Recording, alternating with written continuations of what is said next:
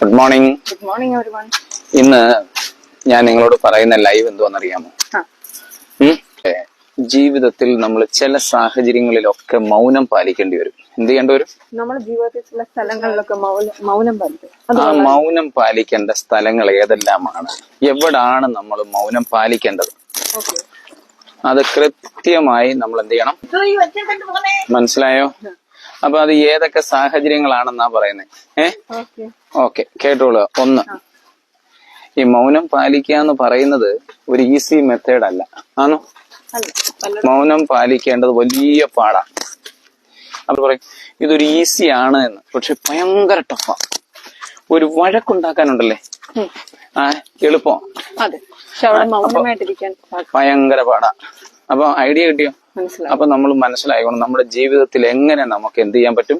മൗനം ആചരിക്കാൻ പറ്റും. ഞാനിപ്പൊ എന്ത് ചെയ്യുന്നത്, ജീവിതത്തിൽ മൗനത്തിന് വലിയ ശക്തി ഉണ്ടെന്നും ആ മൗനം പാലിക്കേണ്ട സംഭ്രമങ്ങൾ ഏതൊക്കെ സന്ദർഭങ്ങളിലാണ് നമ്മൾ മൗനം പാലിക്കേണ്ടതെന്നും ഞാൻ ഈ വീഡിയോയിലൂടെ പറഞ്ഞുതരാം. മനസ്സിലാവുന്നു? ഇത് പറയാൻ ഒരു കാരണമുണ്ട്. നിങ്ങൾ ഈ ജീവിതത്തിൽ സംസാരിക്കുന്ന ചില സമയത്ത് ഞാൻ കണ്ടുണ്ട്, വീട്ടിൽ വൈകിട്ടാവുമ്പോ അമ്മ സംസാരിക്കുമ്പോൾ നിങ്ങൾ കയറി എന്ത് ചെയ്യുന്നത്, ഓട്ടേക്ക് ചെയ്ത് സംസാരിക്കുന്നത് ഞാൻ കാണാറുണ്ട്. അപ്പൊ ഞാൻ ആലോചിക്കും, എന്തിനാ ഇവരിങ്ങനെ ചിന്തിക്കാതെ? ഇവർ ഇത്രയും വിദ്യാഭ്യാസമുള്ള 8ലും 9ലും പഠിക്കുന്ന കൊച്ചുങ്ങളല്ലേ, ഇതിനെ ഡീൽ ചെയ്യാൻ അവർക്ക് അറിയത്തില്ലേ? അതുകൊണ്ടാണ് ഞാൻ എന്ത് ചെയ്യുന്നത്, ഇത് പറയാൻ കാരണം. മനസ്സിലാവുന്നു? ചിലരെന്ന് പറഞ്ഞാൽ കോപം ഉയർത്തും. മനസ്സിലായോ? നമ്മുടെ വാദങ്ങളെ നിയന്ത്രിക്കണം. അത് നിയന്ത്രിക്കാൻ കുറച്ച് പോയിന്റ്സ് ഞാൻ പറഞ്ഞുതരാം. ഇത് ജീവിതത്തിൽ പഠിച്ചു വെക്കേണ്ട സാധനങ്ങളാണ്. എന്തുകൊണ്ടാണ് പപ്പ ഈ മൗനത്തിന്റെ വാല്യൂ ഇപ്പോഴും കഴിഞ്ഞൊരു കുറച്ച് ദിവസമായിട്ട് 2-3 വീഡിയോകളിലൂടെ സോഷ്യൽ മീഡിയ അതിലെങ്ങനെ പ്രതികരിക്കണമെന്നൊക്കെ പറയുന്നതിന്റെ കാരണം, നമ്മൾ പഴയ കാലഘട്ടത്തിൽ നിന്ന് എൻ്റർലി ഡിഫറെന്റ് ആയ ഒരു കാലഘട്ടത്തിൽ സ്പീഡായിട്ടാണ് യാത്ര ചെയ്യുന്നത്. ആണല്ലോ? അപ്പൊ നമ്മള് ഈ സോഷ്യൽ മീഡിയ യുഗമൊക്കെ വന്നപ്പോ ഉണ്ടല്ലേ, ഒത്തിരി പ്രതിസന്ധി നമ്മുടെ ജീവിതത്തിൽ ഉണ്ടായി. ശരിയാണ്. ഈ പ്രതിസന്ധികൾ മാറാനും നിങ്ങൾ എങ്ങനെ വളരണമെന്നും ഞാൻ നിങ്ങളെ ബോധ്യപ്പെടുത്തുന്നതെന്ന് എനിക്കറിയാവുന്ന അറിവ് ഞാൻ നിങ്ങൾക്ക് പറഞ്ഞു തരുവാ. പക്ഷെ നിങ്ങളത് ഉൾക്കൊള്ളുന്നുണ്ടോ എന്ന് ചോദിച്ചാൽ 98% ഇല്ല. ഇത് നിങ്ങൾ പറയേണ്ടത് നിങ്ങളുടെ ജീവിതത്തിൽ. ഇന്നലെ നമ്മളൊരു IAS കിട്ടിയ കൊച്ചിനെയൊക്കെ പഠിച്ചായിരുന്നു. ആ കൊച്ച് നിങ്ങൾ കേട്ടിട്ട് പോലും കാണത്തില്ല. കാരണം എന്ന് പറഞ്ഞാൽ ജീവിതത്തിൽ സഹിക്കണം. എങ്ങനെ സഹിക്കണം എന്ന് പറഞ്ഞാൽ നമ്മളുടെ ആർക്ക് വേണ്ടി സഹിക്കണം? ഒരിക്കലും വീഴ്ച വരുന്നതിനകത്താ. വലിയ കാര്യത്തിൽ ഒരിക്കലും വീഴ്ച വരത്തില്ല. ചെറിയ കാര്യത്തിലുള്ള വീഴ്ചയാണ് എന്ത് ചെയ്യുന്നത്, ജീവിതത്തിൽ ഒരാൾ തകരുന്നത്. ചെറിയ കാര്യമേ ശ്രദ്ധിക്കാവൂ. അപ്പൊ പപ്പ ഇത് എന്തിനാ പറഞ്ഞു തരുന്നതെന്ന് ചോദിച്ചാൽ, ഇത് ആരും നിങ്ങൾക്ക് പറഞ്ഞു തരത്തില്ല. ചെറിയ കാര്യങ്ങളെ പറ്റി ആരും പറയുന്നത്, വലിയ തത്വങ്ങളും വലിയ സംവിധാനങ്ങളെ പറ്റിയാ സമൂഹം സംസാരിക്കുന്നത്. പക്ഷെ ചെറിയ കാര്യത്തിൽ ശ്രദ്ധിക്കുന്നവൻ ഭയങ്കര സക്സസ് ആയിരിക്കും.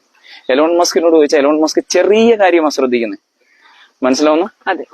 അപ്പൊ നമ്മൾ ചോദിച്ചോണം, നമ്മുടെ ജീവിതത്തിൽ നമുക്ക് വിജയിക്കണമെങ്കിൽ കുറെ സ്ഥലങ്ങളിൽ മൗനം ആചരിക്കേണ്ടി വരും, മൗനം പാലിക്കേണ്ടി വരും. എവിടാണ് ജീവിതത്തിൽ മൗനം പാലിക്കേണ്ടതെന്ന് കൃത്യമായി പഠിക്കണം. ഈ സോഷ്യൽ മീഡിയ യുഗം വരുമ്പോൾ നിങ്ങൾക്ക് ഫ്രസ്ട്രേഷൻ ഉണ്ടാവും. കാരണം ഈ കമന്റ് ഇടുന്ന ആള് അയാളുടെ മാനസികാവസ്ഥയ്ക്ക് അനുസരിച്ച് അന്നേരം ഇടുന്നത്. പിന്നെ അവൻ തപ്പി നോക്കും, അങ്ങനെ പുള്ളി ഇടണ്ടായിരുന്നു. ഞാനും ആലോചിച്ചിട്ടുണ്ട്, അങ്ങനെ ഒരു മറുപടി കൊടുക്കണ്ടായിരുന്നല്ലോ. ഞാൻ ചെയ്യാറില്ല. 98% ഞാൻ എന്ത് ചെയ്യത്തില്ല, അങ്ങനെ ചെയ്യാറില്ല. നമ്മള് എപ്പോഴും നമ്മൾ ഒരു നല്ല ഒരു വ്യക്തിത്വമുള്ള ഒരാള് കുറെ കാര്യങ്ങൾ ശ്രദ്ധിക്കേണ്ടി വരും. നമുക്ക് എങ്ങനെ വേണമെങ്കിലും ജീവിക്കാൻ ആർക്ക് പറ്റും? അത് അങ്ങനെയുള്ളവർക്ക് പറ്റും. അപ്പൊ ഞാൻ ഈ പറയുന്ന കാര്യം ശ്രദ്ധിച്ചോണം. എവിടൊക്കെ മൗനം ആചരിക്കണം? വിമർശനങ്ങൾ വരുമ്പോൾ മൗനം ആചരിക്കണം. ഒരു കാര്യം ഞാൻ പറയാം, ഒന്ന് വാ വെക്കാൻ എളുപ്പമാണ്. പക്ഷെ നിങ്ങൾക്കെതിരെ ഒരാൾ ഒരു കാര്യം പറയുമ്പോ, ഒരു വിമർശനം പറയുമ്പോ നിങ്ങൾ സൈലന്റ് ആവുക എന്ന് പറഞ്ഞാൽ നടക്കത്തില്ല. ഭയങ്കര തീയ, അതിന് ഭയങ്കര പവർ ഉണ്ടായാലും വലിയ അറിവ്. ശശി തരൂരിന് അത് വെക്കും. കാരണം എന്താ? അയാൾക്ക് ആ അറിവുണ്ട്. നിങ്ങളുടെ വിദ്യാഭ്യാസത്തിന്റെ അറിവ് അവിടെയാ കാണിക്കേണ്ടത്. എവിടെ പ്രതികരിക്കണം? വിമർശനത്തെ കൃത്യമായി സൈലന്റ് ആവാൻ നിങ്ങൾക്ക് കഴിഞ്ഞിരിക്കണം. അല്ലാതെ റജീവ്, മുഹമ്മദ് ബിനിച്ചേട്ടൻ, ജസ്റ്റിൻ ജോൺസൺ, ജോൺ ജോർജ് എല്ലാവർക്കും നല്ല പ്രഭാതം നേടുന്നു. ഞാൻ ഈ പറയുന്ന ഒരു പോയിന്റ് വളരെയേറെ ശ്രദ്ധിക്കുന്നത് നല്ലതാണ്. കാരണം എന്ന് പറഞ്ഞാൽ ഞാനൊരു പുസ്തകം വായിച്ചതിന്റെ അനന്തര ഫലമായി പറയുന്നത്. എനിക്ക് 2-3 ദിവസം ഞാൻ നിങ്ങൾ ഈ കാണിക്കുന്ന ഓരോ ചേഷ്ടകളും ഞാൻ എന്തിനാ ഇത് പറയുന്നത് വെച്ചാൽ എന്റെ കുഞ്ഞുങ്ങളും എന്റെ ഭാര്യയൊക്കെ എങ്ങനെ ആണ് ബിഹേവ് ചെയ്യുന്നത്, അതുപോലെ തന്നെ ഞാൻ ഇടപെടുന്ന സമൂഹം എങ്ങനെ ബിഹേവ് ചെയ്യുന്നു, അവർക്കനുസരിച്ചാണ് ഞാൻ ഓരോ ദിവസം എന്ത് ചെയ്യുന്നത്, ഓരോ പുസ്തകങ്ങൾ തപ്പി പറഞ്ഞ് നിങ്ങളുടെ ഈ ചെറിയ മൈന്യൂട്ട് കാര്യം പോലും ഞാൻ ശ്രദ്ധിക്കും. നിങ്ങൾക്ക് വേണമെങ്കിൽ മാറാം. കാരണം എന്ന് പറഞ്ഞാൽ ഇന്നലെ അല്ലാതെ ഞാൻ ഇത് ഇങ്ങോട്ട് പ്രഷർ ചെയ്തൊന്നും മാറ്റം വരത്തില്ല. അത് നിങ്ങൾ മനസ്സിലാക്കുന്നത് ഞാൻ മരിച്ചു കഴിയുമ്പോഴൊക്കെ നിങ്ങൾക്ക് ഒരു അവസരം കിട്ടും. അന്നേരം നിങ്ങളത് പഠിച്ചോളും. ഞാൻ എന്റെ ജീവിതത്തിൽ ഒത്തിരി ആഗ്രഹിച്ച കാര്യങ്ങൾ, എനിക്ക് പറഞ്ഞു തരണമെന്ന് ആഗ്രഹിച്ച കാര്യങ്ങൾ, എനിക്ക് 2017 ഞാൻ PP 2018-ലോ 2019-ലാണ് PP വിജയന്റെ അവിടെ പോകുമ്പോഴാണ് ഞാൻ കുറച്ച് കാര്യങ്ങളെ പറ്റി തിരിച്ച് ചിന്തിക്കാൻ പഠിച്ചത്. മനസ്സിലായോ? ഞാൻ പഠിച്ച കാര്യം PP വിജയൻ സാറിന്റെ അടുത്ത് ഒരു ക്ലാസ്സിന് പോകണമെങ്കിൽ 20,000 രൂപയാവും. PP വിജയൻ സാർ പറയുന്നതിനേക്കാൾ കൂടുതൽ സാധനം ഞാനിപ്പോ നിങ്ങൾക്ക് പറഞ്ഞത്. PP വിജയൻ സാറിന്റെ ക്ലാസ് എനിക്ക് ഏകദേശം ഞാൻ ഒരു 10-20 എണ്ണം കേട്ടിട്ടുണ്ടാവും, ശിവകേരയുടെ ആയാലും. അപ്പൊ ഞാൻ വായിച്ച പുസ്തകങ്ങൾ ഞാൻ നിങ്ങൾക്ക് പറഞ്ഞു തരുന്നു. ഏത് സത്യങ്ങളും ടഫാണ്, മനസ്സിലാവുന്നു? ഏത് സത്യവും ടഫാ, അതാലോചിച്ചോണം. അതുകൊണ്ടാണ് ജീസസിനെ അവർ കൊന്നത്. സത്യം പറയണമെന്ന് പറഞ്ഞാൽ നിങ്ങൾ എവിടെ പള്ളി ചെന്ന അച്ഛനെ ആരും ചീത്ത വിളിക്കാത്ത എന്താ? അച്ഛൻ കൃത്യമായി അതിനകത്ത് എന്തോ ചെയ്യും, വളച്ചൊടിച്ച് സംസാരിക്കും. ആ സാധനത്തെ എന്ത് ചെയ്യും? കൃത്യമായി അച്ഛൻ ആ പള്ളിയിൽ നിൽക്കണം എന്നുള്ളത് കൊണ്ടാണ് അതങ്ങനെ പറയുന്നത്. ജോബിൻ ജോർജ് പറയാൻ വരുന്നത് ദുബായിൽ നിന്നാണ് കേൾക്കുന്നത്. Thank you. അവിടെ ഇപ്പം നേരം എത്ര മണിയായെന്ന് നോക്കണം. ഞാനൊക്കെ 3:30 എഴുന്നേക്കുന്നത്, അതേ സമയം ആയിട്ടുള്ളൂ അവിടെ. മനസ്സിലാവുന്നോ? അപ്പൊ രണ്ടാമത്തെ എന്ന് പറഞ്ഞ, ഒന്നാമത്തെ ഞാനെന്ന് പറഞ്ഞ വിമർശനത്തിൽ മൗനം, രണ്ടാമത് തർക്കത്തിൽ മൗനമായിരിക്കണം. ഞാൻ എപ്പോഴും കാണും. ഞാൻ അതുകൊണ്ടാണ് ഇന്നലെ നിങ്ങൾ ഒരു കാര്യം പറയും. ഇന്നലെ ഞാൻ പപ്പ പറഞ്ഞു നിങ്ങൾ വിനീത് ശ്രീനിവാസന്റെ പ്രോഗ്രാമിന് വാ. ആ പ്രോഗ്രാമിൽ കൊണ്ട് അവിടെ 2-3 പട്ടികളുണ്ട്, നമ്മുടെ ലിയോണെ നോക്കണം. അപ്പൊ മനസ്സിലായോ? അപ്പൊ ഞാന് പരിപാടിക്ക് വരാൻ പറഞ്ഞപ്പോ നിങ്ങൾ എന്താ പറഞ്ഞേ? വന്നില്ല. പക്ഷെ അവിടെ എന്തുമാത്രം എൻജോയ് ചെയ്യാനുള്ള, നിങ്ങൾക്ക് വന്നായിരുന്നു എൻജോയ് ചെയ്യാനുണ്ടായിരുന്നു. മനസ്സിലാണോ? അത് പറഞ്ഞിട്ട് കാര്യമില്ല. ഡിസിഷൻസിന് പിന്നെന്നുള്ളൊരു സാഹചര്യം ഇല്ല. മനസ്സിലാവുന്നു? പിന്നെന്ന് പറഞ്ഞു ഇപ്പൊ തന്നെ നീയാണ്ട് ഇങ്ങനെ ആക്കരുത്. കാരണം എന്താണെന്നറിയാം, 1 സെക്കൻഡ് ചിന്തിച്ചിട്ടേ അതിന് മറുപടി കൊടുക്കാം. പക്ഷെ ഇവിടെ പറയുന്നത് എങ്ങനെയാന്ന്, തർക്ക വിഷയത്തിനകത്ത് തർക്കം വരുന്ന സമയത്ത് നിങ്ങൾ കൃത്യമായി ഒരു മൗനം ആചരിച്ചിട്ടേ പണിക്ക് പോകാവൂ. മനസ്സിലായോ? തർക്കം വരുന്ന സമയത്ത് കൃത്യമായ മൗനം. നിങ്ങൾ അതായത് നിങ്ങൾക്ക് അവഗണന വരും, അത് വരും, ഇതെല്ലാം ശ്രദ്ധിച്ചോണം. മനസ്സിലാവുന്നോ? പിന്നെ ദേഷ്യം വരുമ്പോഴും മൗനം ആചരിക്കാൻ പഠിക്കണം. അന്നേരം ഞാൻ ഒരു കാര്യം പറയുന്നത് എന്തെന്നറിയാം, എതിർക്കാൻ എളുപ്പമാണ്, തർക്കിക്കാൻ എളുപ്പമാണ്, അടികൂടാൻ എളുപ്പമാണ്, എല്ലാം ശരിയാ. പക്ഷെ നിങ്ങൾക്ക് വിമർശനം വരുമ്പോൾ, നിങ്ങൾക്ക് ദേഷ്യം വരുമ്പോൾ, നിങ്ങൾക്ക് ഒരു തർക്ക വിഷയം വരുമ്പോൾ നിങ്ങൾ മൗനമായി ഇരിക്കുക എന്ന് പറയുന്നത് എന്റെ കുഞ്ഞുങ്ങളെ ഒരു കാരണവശാലും അത് ഒരു ട്രെയിനിങ് ഇല്ലാതെ നടക്കത്തേയില്ല. മനസ്സിലാവണോ? നിങ്ങൾ ദുഃഖിതരായിരിക്കുന്ന സമയത്തും പ്രതികരിക്കരുത്. മനസ്സിലാവുന്നോ? ദുഃഖിതരായിരിക്കുന്ന സമയത്ത് എന്ത് ചെയ്യരുത്? നമ്മള് പ്രതികരിക്കാൻ പോകരുത്. ഓക്കെ. അന്നേരം എങ്ങനെയാണ് മൗനം ആചരിക്കുന്നത് എന്നുള്ളതാണ്. നമ്മൾ ദുഃഖിച്ചിരിക്കുന്ന സമയത്ത് എന്ത് ചെയ്യുന്നറിയാമോ? നമ്മൾ മൗനം ദുഃഖിച്ചിരിക്കുന്ന സമയത്ത് നമ്മുടെ മനസ്സ് എന്ത് ദുഃഖിച്ചിരിക്കുന്ന സമയത്ത് നമ്മുടെ മനസ്സ് എങ്ങനെയായിരിക്കും? കലുഷിതമായിരിക്കും. ആ കലുഷിതമായിരിക്കുന്ന സമയത്ത് എടുക്കുന്ന ഡിസിഷൻ നമ്മുടെ ആ ദുഃഖവുമായി ബന്ധപ്പെട്ടതാ. മനസ്സിലാവുന്നു? ഒരു കാരണവശാലും എടുക്കരുത്. പിന്നെ പ്രകോപന സമയത്ത് ഒരു മൗനം വേണം. ആൾക്കാരുടെ ഏറ്റവും വലിയ അതാണ് ഈ ഫേസ്ബുക്ക് എന്ന് പറഞ്ഞ സാധനം. ഒരു മൈൻഡ് റിലേറ്റഡ് ആയിട്ട് പഠനം നടത്തുന്ന ഒരാളാണ് ഞാൻ കൃത്യമായി നിങ്ങളോട് പറയുന്ന ഒരു ചെറിയ പോയിന്റ് ഇത്രയേ ഉള്ളൂ. നിങ്ങൾ ഒരു കാരണവശാലും പ്രകോപനം വരുന്ന സമയത്ത് പ്രകോപിപ്പിക്കാൻ മാത്രമാണ് അവർ ആ കമന്റ് ഇടുന്നത്. നിങ്ങളെ ദേഷ്യപ്പിടിപ്പിക്കാൻ തന്നെയാണ് അത് ചെയ്യുന്നത്. പിന്നെന്തിനാ അത് അന്നേരം പ്രതികരിക്കുന്നത്? നിങ്ങൾ അത് ആ സിറ്റുവേഷനെ അവോയ്ഡ് ചെയ്യാൻ പഠിക്കുമ്പോഴാണ് നിങ്ങൾ എന്താവുന്നത്? റിയൽ ലീഡറായി. ഒരു ലീഡർ രാവിലെ തൊട്ട് വൈകിട്ട് വരെ 100 കണക്കിന് പ്രശ്നത്തിൽ ഇടപെടും. മനസ്സിലാണോ? ആ പ്രശ്നത്തിൽ ഇടുമ്പോൾ 100 പ്രശ്നത്തിലും അവന് പ്രകോപനം ഉണ്ടായാൽ തീർന്നില്ലേ? ഐഡിയ കിട്ടിയോ? മനസ്സിലായി. അത് പ്രത്യേകം ശ്രദ്ധിച്ചോണം. പ്രകോപനത്തിൽ ഇടപെടരുത്. നിന്റെ അഭിപ്രായം ചോദിച്ചാൽ മാത്രം മറുപടി കൊടുത്താൽ മതി. നിന്റെ അഭിപ്രായം ചോദിച്ചാൽ മാത്രം എന്ത് ചെയ്യണം? നിങ്ങളുടെ അഭിപ്രായം ചോദിച്ചാൽ മാത്രം എന്ത് ചെയ്താൽ മതി? നമ്മൾ എന്ത് കൊടുത്താൽ മതി? അഭിപ്രായം പറഞ്ഞാൽ മതി. അല്ലാതെ അഭിപ്രായം പറയരുത്. കാരണം എന്താ? നിങ്ങളുടെ അഭിപ്രായം അവർക്ക് അവിടെ വേണ്ടെങ്കിൽ പിന്നെ വേറെ കാര്യമുണ്ട്. ചില കാര്യങ്ങളിലൊക്കെ നമ്മൾ ചിലപ്പോൾ എന്ത് പറയും, ഒരു അഭിപ്രായം പറയാതിരുന്ന മോശക്കാരനായി മാറും. പക്ഷെ അതുകൊണ്ട് ആ കമ്മ്യൂണിറ്റി തിരിച്ചറിയും. അത് അതിന്റെ സമയത്ത് കൃത്യമായിട്ട് പറയുന്നത് എങ്ങനെയാണ് ഞാനത് പറഞ്ഞുതരാം. അത് ഞാൻ ഇതിന്റെ തീരുമ്പോ ജോബിൻ പറയുന്നു ഞാൻ ഡ്യൂട്ടിക്ക് പോകുന്നു, അപ്പോൾ ഒന്നും കേൾക്കാൻ വിചാരിച്ചു, ഞാൻ വാച്ച് ചെയ്യുവാൻ ഉണ്ട്, നല്ല മെസ്സേജ് ഉണ്ട്. താങ്ക് യു ജോബിനെ, god bless you. Thank you. കൊട്ടാരക്കരക്കാരനാ കേട്ടോ. ഓക്കെ. മന്ദനം പറഞ്ഞ് സത്യം കേൾക്കാൻ സത്യം കേൾക്കാൻ നമ്മളിപ്പോ ഒരു സത്യം പറയുക. ആ സത്യം പറയുമ്പോ മോള് പറയുന്നതാണ് സത്യം ആണല്ലോ. ഈ സത്യം കേൾക്കാൻ ആളുണ്ടെങ്കിലേ നിങ്ങൾക്ക് അത് പറഞ്ഞിട്ട് കാര്യമുള്ളൂ. ശരിയാണ്. ആ സത്യത്തെ ഉൾക്കൊള്ളാൻ അവർ തയ്യാറല്ലെന്നുണ്ടെങ്കിൽ നിങ്ങൾ പിന്നെ എന്തിനാണ് പഠിപ്പിക്കാൻ പോന്നേ? അതെ. എന്റെ മോനെ മനസ്സിലാവുന്നു. ഞാനിതെല്ലാം വീട്ടിൽ വൈകിട്ട് നടക്കുന്നത് നിങ്ങളും ഉള്ള പോരാട്ടങ്ങളുടെ കഥയാണ് ഞാൻ ഈ നോക്കുന്നതും പറയുന്നതും ഒക്കെ. മനസ്സിലാവും എന്ന് പറയാ. ഇടേ നമ്മൾ പറയത്തില്ലേ, നമുക്കിപ്പോഴും മോനോട് ഞാനിപ്പോ ഇത് എന്താ പറഞ്ഞു, നിങ്ങളെ ഉപദേശിക്കുന്ന രീതി പറഞ്ഞപ്പോ നിങ്ങൾക്ക് അത് വിഷമമായിട്ട് വരുന്നു. നമുക്കിത് ആരെങ്കിലും പറഞ്ഞു തരില്ല. ജീസസ് എല്ലാം ഉപദേശം. അടേ ഞങ്ങൾക്ക് ഇഷ്ടംപോലെ ഉപദേശം കിട്ടി, ഇനി സോഷ്യൽ മീഡിയ ഉപദേശം വേണ്ടാന്ന് പറഞ്ഞിട്ടുണ്ട്. മനസ്സിലാവുന്നോ? ഇത് എന്തിനാ ചെയ്യുന്നത്? ഇത് എല്ലാവർക്കും ഉള്ളതല്ല. ലോകത്തെന്ന് പറഞ്ഞു കഴിഞ്ഞാൽ എല്ലാ പഠനവും നടത്തുന്നത് പറയുന്നതും 97% ആൾക്കാരെ നമുക്ക് മാറ്റാൻ പറ്റത്തില്ലെന്ന്.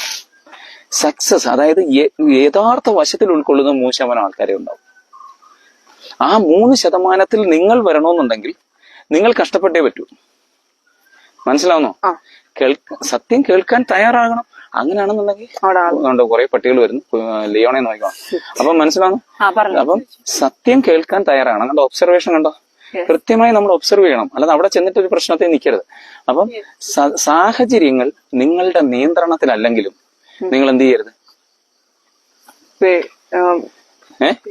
എന്തതിന് പറയാനാ, ഞാനിപ്പോ എന്ത് ചെയ്യാനാ നിങ്ങളോട് പറഞ്ഞു? മൗനം ആചരിക്കാൻ. മനസ്സിലായോ? സാഹചര്യം നിങ്ങളുടെ നിയന്ത്രണത്തിലല്ല. അത് ഒബ്സർവ്. അങ്ങനെ മാറേണ്ടതല്ലേ നിങ്ങളുടെ ലൈഫ്. നിങ്ങൾ പറയേണ്ടത്, നിങ്ങൾ വളരേണ്ടത് ഏത് സ്ഥലത്തേക്കാണെന്നുള്ള ചിന്തയുള്ള ഒരുത്തൻ അതിനെ പട്ടിക്കുട്ടി എടുത്ത് മൊത്തം ഇത് വെച്ചേ ഓടിച്ചു വിട്ടേനെ. അപ്പൊ മനസ്സിലായോ? നിങ്ങളുടെ സാഹചര്യം നിങ്ങളുടെ നിയന്ത്രണത്തിലല്ല. അല്ലാത്തപ്പോഴും നിങ്ങൾ എന്ത് ചെയ്യരുത്, പ്രതികരിക്കാൻ പോരുത്. മനസ്സിലായോ? നിങ്ങൾ അവിടെ നിന്ന് മൗനം ആചരിച്ചോ. പക്ഷെ അടുത്ത എന്തോന്ന് ചോദിച്ചാ, നിന്റെ ഹൃദയം ഭയങ്കര സ്നേഹമായിട്ട് നിൽക്കുക, ഭയങ്കര സമാധാനത്തിൽ നിൽക്കുക, കൃതജ്ഞത നിൽക്കുക. ആ സമയത്ത് നിങ്ങൾ മൗനം ആചരിക്കണം. കാരണം എന്തെന്നറിയാമോ? നിങ്ങളുടെ ആ പറയുന്ന സ്നേഹവും സന്തോഷവും സമാധാനവും ഒക്കെ ഈ പറയുന്ന ആൾക്ക് ഉൾക്കൊള്ളാൻ പറ്റത്തില്ല. നിങ്ങൾ ആ രീതിയിലാണ് മറുപടി. അപ്പൊ ഏത് കാര്യം ചെയ്താലും മൗനം വലിയ ഒരു സംഭവമാണ്. ഓർത്തുണ്ടല്ലോ? അപ്പം ഞാൻ അന്നേരം പറയുന്ന അപ്പൊ ഇത്രയും നിങ്ങൾക്ക് എന്താണ് മൗനവുമായി ബന്ധപ്പെട്ട് ഏതൊക്കെ സാഹചര്യത്തിൽ മൗനം ആചരിക്കണമെന്ന് നിങ്ങൾക്ക് മനസ്സിലായി.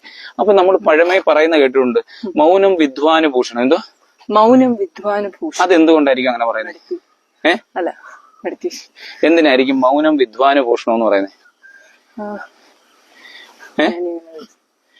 കുറച്ച് നമ്മൾ സംസാരിച്ചാൽ എന്തെങ്കിലും പറ, കുറച്ച് സംസാരിക്കുമ്പോൾ ചിന്തയുടെ ആഴം കൂടും. മനസ്സിലായോ?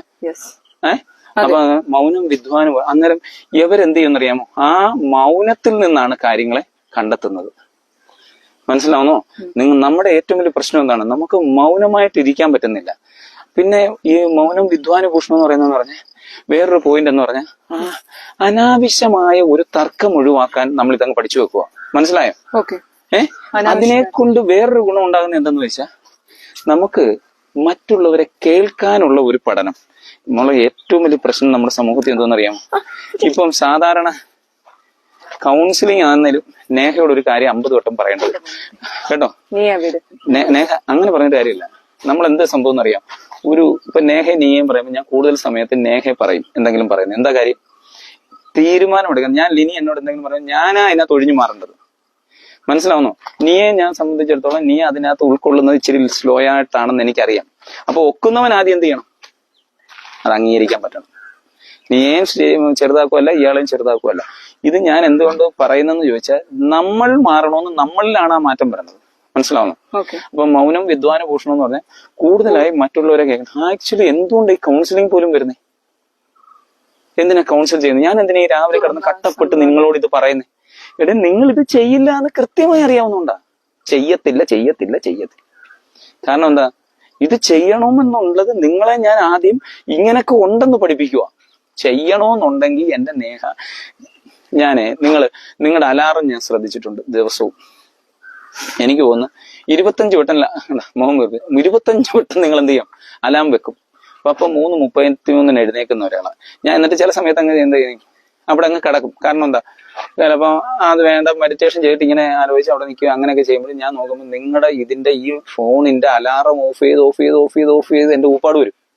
ചിലപ്പം പട്ടി കുരയ്ക്കുന്ന സൗണ്ട്. നിങ്ങൾ തന്നെ നിങ്ങളെ കളിയാക്കുന്ന രീതിയിലാണ് അലാറം ഒക്കെ ഇട്ടേക്കുന്നത്. എന്നിട്ട് നിങ്ങളെ കൊണ്ട് എഴുന്നേക്കാൻ പറ്റുന്നില്ല. കാരണം എന്താ, ഇതെല്ലാം കേൾക്കാനേ പറ്റൂ. ചെയ്യണമെന്നുണ്ടെങ്കിൽ എന്തുണ്ടാവണം? ഭയങ്കര കഷ്ടപ്പാടാന്ന്. ഇപ്പൊ ഈ ജോബിൻ ജോർജ് ഗൾഫിൽ ജോലി ചെയ്യുന്നു, ഈ പറയുന്ന ഇത്രയും പേരും ഒക്കെ ആയാലും ഇവരൊക്കെ ജീവിക്കുന്നതിനകത്ത് വലിയൊരു കഷ്ടപ്പാടുണ്ട്. രാവിലെ എഴുന്നേറ്റ് അത്രയും മണിക്ക് ജോലിക്ക് പോകണമെന്ന് പറഞ്ഞാൽ അതിൽ കഷ്ടപ്പാടുണ്ട്. ഇവിടെ ഇരിക്കുന്നവർ ചിലപ്പോൾ മനസ്സിലാക്കത്തില്ല. ഐഡിയ മനസ്സിലാകും. ഇപ്പൊ തന്നെ നീ 100 കാര്യങ്ങൾ ഇതിനിടയ്ക്ക് ചെയ്തുകൊണ്ടിരിക്കും. അപ്പൊ അടുത്ത ആലോചിക്കണം, ഈ മൗനം ആചരിക്കുമ്പോൾ ഉണ്ടാകുന്ന വെല്ലുവിളി. മൗനം ആചരിക്കുമ്പോൾ എന്തോ വെല്ലുവിളി എന്തോന്നറിയുമോ? ഇത് പഠിച്ചു വെക്കേണ്ട സാധനം. നിങ്ങൾ ശ്രദ്ധിച്ചേണ്ട ഒരു കാര്യമാണ് ഞാൻ ഈ പറഞ്ഞു തരുന്നത്. മൗനം ആചരിക്കുമ്പോൾ ഉണ്ടാകുന്ന പറഞ്ഞാൽ നിങ്ങൾ ദുർബലരാണെന്നും മറ്റുള്ളവർ കരുതും. യവൻ പൊട്ടൻ, യവൻ അറിയത്തില്ല. ഓക്കെ, അറിയണ്ട, അങ്ങനെ ഇരുന്നോട്ട്. പ്രശ്നമുണ്ടോ? നിനക്ക് പ്രൂവ് ചെയ്യാൻ ഒരു അവസരം തരും. ഇപ്പൊ തണ്ട പെങ്കൊച്ചിന് കിട്ടിയില്ലേ, അപർണ കിട്ടി, ഒത്തിരി പേർക്ക് കിട്ടിയില്ലേ അവസരം. IAS ആവാനും IPS ആവാനും അവസരം കിട്ടിയില്ലേ?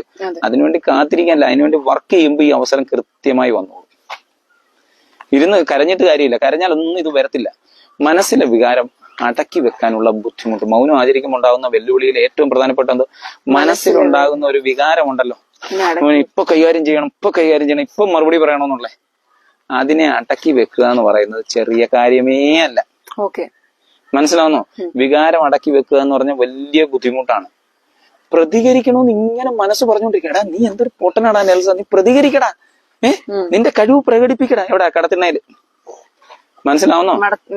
കടത്തിണ്ണയിൽ ഇരുന്നിട്ട് നീ പറയൂ. അല്ലെന്നുണ്ടെന്നുണ്ടെങ്കിൽ നിങ്ങളുടെ സ്കൂളിൽ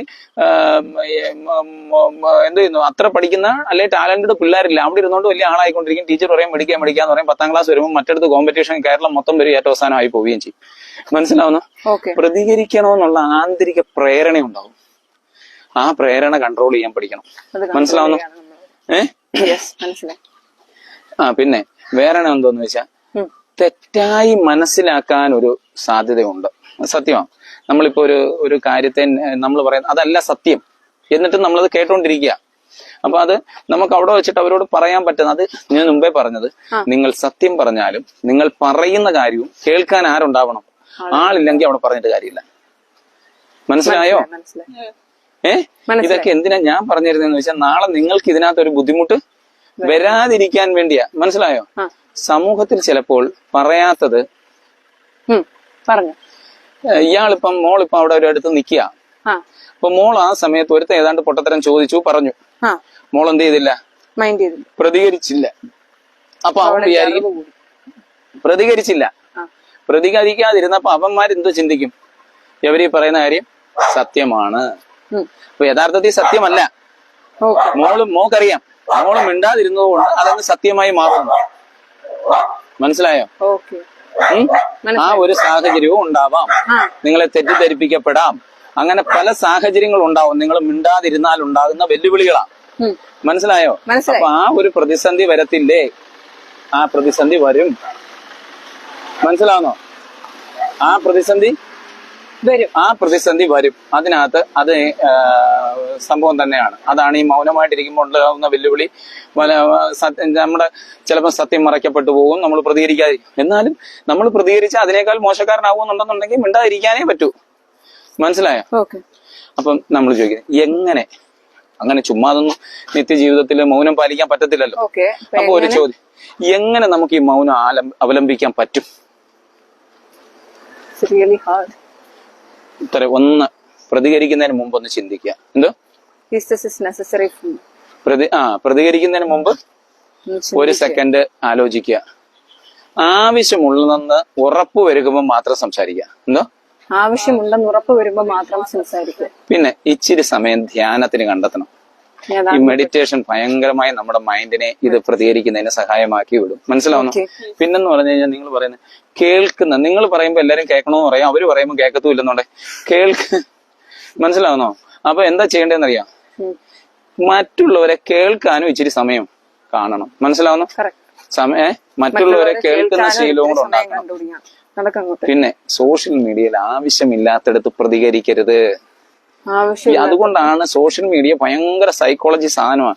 വേൾഡിൽ മന്നാകുണ്ണന്മാരുണ്ടാക്കിയ സാധനം അല്ലത്. അതുകൊണ്ട് അവന്മാർ അതിനകത്ത് എന്തോ ഇട്ടേക്കുന്നേ, ലവ് ചിഹ്നം, ഹേറ്റ് ചിഹ്നം, ലവ്, അങ്ങനെയുള്ള 100 ചിഹ്നം ഇട്ടേക്കുന്നേ. അതിലേതെങ്കിലും ഒരു ചിഹ്നം അങ്ങിട്ട് കൊടുത്താൽ മതി, ഇയാൾ ടൈപ്പ് ചെയ്യാൻ പോണ്ട. മനസ്സിലാണോ? അതുകൊണ്ടാ അത്രയും ചിഹ്നങ്ങൾ അവിടെ എടുത്തിട്ടേക്കുന്നത്. കാരണം ഇപ്പൊ തന്നെ നമ്മൾ നല്ലൊരു മെസ്സേജ് ആരെങ്കിലും ഇട്ടാലും നമ്മൾ എന്താ ചെയ്യും, ഓ അവനൊരെണ്ണം കോത്തേക്കാം എന്നും പറഞ്ഞുകൊണ്ട് ഒരു ലാജിനെ ഇങ്ങനെ കേട്ടോ. അല്ല, ഞാനും അങ്ങനെ ചെയ്യുന്നത്. കാരണം എന്താ, അത് എഴുതാൻ പോലുമുള്ള സമയം നമുക്കില്ല. കാരണം എന്താ, സ്ക്രോൾ ചെയ്ത് എന്ന് പറഞ്ഞുകൊണ്ട് മെസ്സേജ് വന്നുകൊണ്ടിരിക്കുകയല്ലേ. മനസ്സിലാവുന്നോ? അതുകൊണ്ടാണ് ഈ സിമ്പിൾ കൂടുതലായിട്ട് ഉപയോഗിക്കുന്നത്. ഇനി അടുത്തെന്ന് പറഞ്ഞാൽ, ഈ വികാരം കൂടുതലാവുമ്പം ശാന്തത കൈവരിക്കാൻ ശ്രദ്ധിച്ചോണം. മനസ്സിലാവുന്നു? അപ്പൊ ഇതൊക്കെയാണ് നമ്മൾ എന്ത് പറയേണ്ടത്, ഇത് ചെയ്യേണ്ട സാഹചര്യങ്ങൾ എവിടൊക്കെയാന്ന് ചോദിച്ചാൽ ഇങ്ങനെയാണ്. അപ്പൊ ഒരു ഐഡിയ നിങ്ങൾക്ക് കിട്ടിയോ?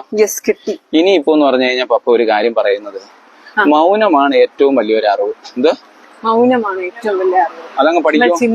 ശരിയായ സമയത്ത് പറയുന്നതാണ് ജ്ഞാനവും. എന്താ ശരിയായ സമയത്ത് പറയുന്നതാണ് ജ്ഞാനം. അപ്പം ശരിയായ സമയത്ത് പാലിക്കുന്ന മൗനമാണ് അതിലേറെ ജ്ഞാനം. എന്ത് ശരിയായ സമയത്ത് പാലിക്കുന്നതാണ് അതിനേക്കാൾ വലിയ. ശരിയായ സമയത്ത് പറയുന്നതാണ് ജ്ഞാനം. ശരിയായ സമയത്ത് അതിനേക്കാൾ മൗനം പാലിക്കുന്നതാണ് അതിനേക്കാൾ വലിയ ജ്ഞാനം. ഇനി നിങ്ങളുടെ അമ്മ പറഞ്ഞതിന്റെ കൂടെ വളരെ ശ്രദ്ധിച്ചേ ക്രോസ് ചെയ്യാം. അതുകൊണ്ട് അമ്മമാരുടെ അടുത്തോട് പോവാം. അപ്പ സദർശവാക്യങ്ങൾ 8-ാം അധ്യായത്തിൽ എങ്ങനെ പറയുന്നു? മൗനം എന്നത് ഇതാണ് കൊട്ടാരക്കരയിലെ ഏറ്റവും വലിയ, പ്രഭാതത്തിൽ കച്ചവടം നടക്കുന്ന കൊട്ടാരക്കരയിലെ ഏറ്റവും വലിയ കടയാണ്. നമ്മുടെ അമ്മമാരെ കൊണ്ടുവരാതെ എങ്ങനെ ഞങ്ങൾ പോകുന്നത്? ഒരു ഇലയപ്പം കിട്ടും ഇവിടെ. അതിന് അവൻ തിന്നത്തില്ല, എന്നാലും സാരമില്ല. അപ്പൊ അവന് വേണമെന്ന് വരിടാ. മോനെ വേണോ ഇലയപ്പം? ലോട്ടറി, ഏറ്റവും വലിയ ലോട്ടറി കച്ചവടക്കാരനാണ്. എന്ന് രാവിലെ വന്നു കഴിഞ്ഞാൽ നമുക്ക് നമ്മുടെ ഇന്ത്യൻ കോഫി ഹൗസിന്റെ അവിടെ വന്നാൽ അദ്ദേഹത്തിന്റെ ലോട്ടറി എടുക്കാം. ഏതെങ്കിലുമൊക്കെ ചിലപ്പോഴൊക്കെ അടിക്കും. അല്ലേ വേണ? മോനെ വേണോടാ? എനിക്ക് ചായ, കുഞ്ഞുങ്ങൾക്ക് ഹോർലിക്സ്. അല്ലേ?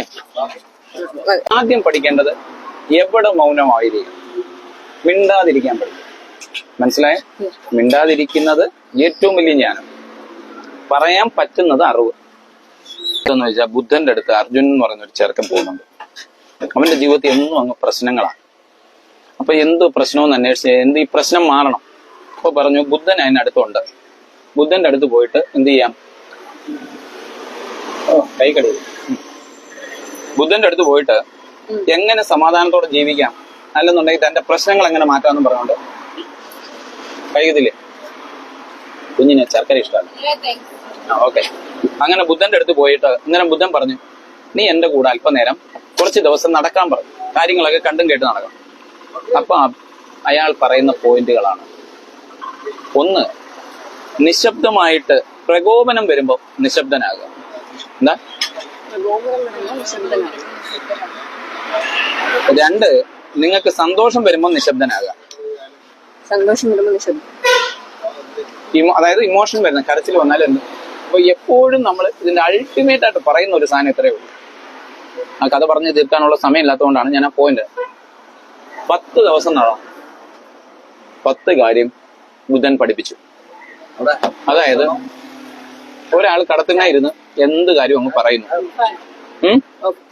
അത് നമ്മൾ കേൾക്കണം. കേൾക്കണ്ടെന്നാ ബുദ്ധൻ പറയുന്നത്. അതായത് ബുദ്ധനെ ഒരു ദിവസം ഒരാൾ രാവിലെ വന്നിട്ട് പറ ചീത്തോളിയും തുടങ്ങി.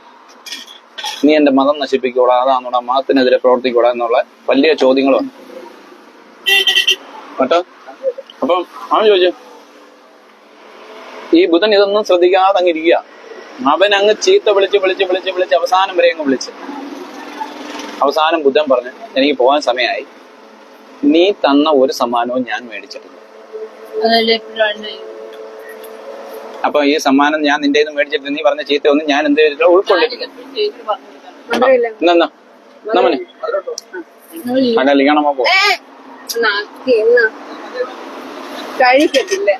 സോറി പോട്ടെ, അത് നക്കി. ഓക്കെ. അപ്പൊ ആലോചിക്കണം, നമ്മളുടെ കയ്യിൽ ഇതെന്റെ പപ്പടയാണ്. അപ്പൊ നമ്മൾ എന്ത് ചെയ്യണം? ഒരു കാരണവശാലും നമ്മളുമായി ബന്ധപ്പെടാത്ത സാധനത്തിൽ പ്രതികരിച്ച് അത് മേടിച്ച് നമ്മുടെ ഈ വെക്കരുത്. നമുക്ക് വേണ്ടാത്ത സാധനം അവന്റെ തന്നെ ഇരുന്നോട്ടെ, ആ സമ്മാനം അവൻ തന്നെ കൊണ്ടുപോയിക്കോട്ടെ. ഇതായിരിക്കണം മൗനത്തിന്റെ ശക്തി എന്ന് പറയുന്നത്. മൗനം ഭയങ്കര പവർഫുൾ തിങ് ആണ്.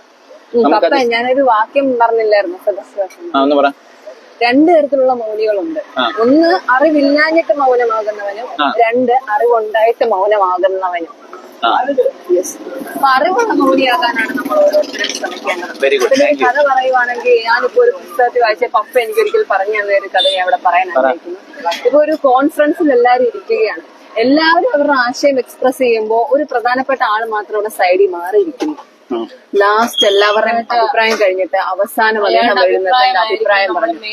ഏറ്റവും ചിന്താഗതമായിട്ടും ഏറ്റവും മെയിൻ അഭിപ്രായമായി എടുക്കുന്നതും അത് തന്നെയായിരിക്കും.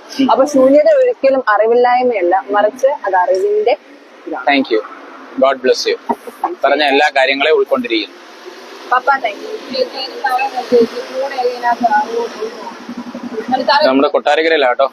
കൊട്ടാരക്കര ഇതുകൊണ്ട് ഓക്സിജന്റെ തൊട്ടടുത്താണ്. ഈ ചായക്കടയിൽ വന്നാൽ രാവിലെ ചായ കുടിക്കാം. നല്ല അതിമനോഹരമായ ചായ കുടിക്കാം. ആ പ്രകാശേ, നീ വരാൻ ലേറ്റ് ആയി പോയി കേട്ടോ. ഇത് നമ്മുടെ അച്ഛന്റെ പേരെങ്ങനെയായിരുന്നു? ചായ വിട്ടുപോയി. ജോർജ് കുട്ടിച്ചാന്റെ കടയാണ്. രാവിലെ ചായ കുടിക്കാൻ ഇത്രയും മനോഹരമായ ആംബിയൻസിലൂടെ ചായ കുടിക്കാവുന്ന ഒരു കട വേറെ ഇല്ല. അതുകൊണ്ട് എല്ലാരും രാവിലെ ഇവിടെ വന്ന് ചായ കുടിക്കണം. പബ്ലിസിറ്റി